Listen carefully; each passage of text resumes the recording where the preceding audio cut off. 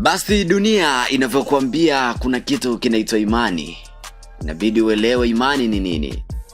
Hebu muangalie mtawa wa Kihindi ambaye amechukua miaka 12 kusimama. Nchini India, mwana wa dini ya Kihindi anajulikana kama Baba Rajnath, mmoja wa kundi la watawa wa kiroho wanaoitwa Standing Babas, amevutia dunia baada ya kudai kusimama kwa miaka 12 mfululizo bila kukaa wala kulala kitandani.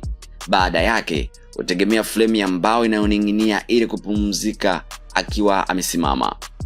Kwa mujibu wa imani yake ya Kihindi, mateso makali ya mwili yanaweza kumsaidia mtu kuondoa karma mbaya, kufikia mwanga wa kiroho na kuwa karibu zaidi na Mungu anayemwabudu.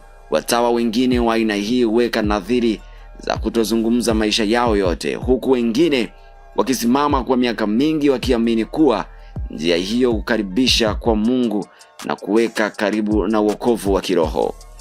Safari ya Baba Rajnath ilianza baada ya mgogoro na mwalimu wake wa kiroho. Baada ya kupewa jukumu la kuoka mkate na kushindwa, mwalimu huyo alimkasirikia na kumfukuza. Kwa hasira na kama sehemu ya nadhiri yake ya kiroho, aliamua kusimama miaka 12 mfululizo.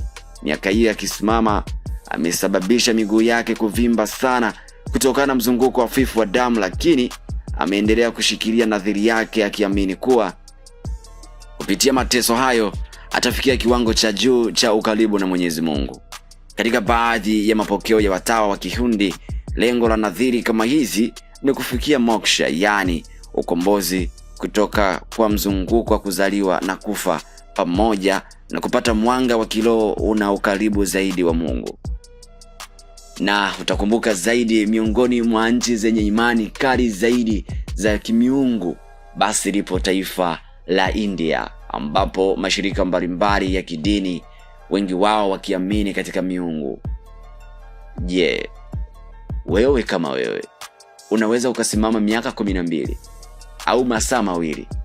Tupe maoni yako kwenye uwanja wa comment na bonyeza alama ya kengele kwa maana ya kusubscribe, share, comment, na utazidi kuwa kwanza kupata story kama hizi. Bye bye.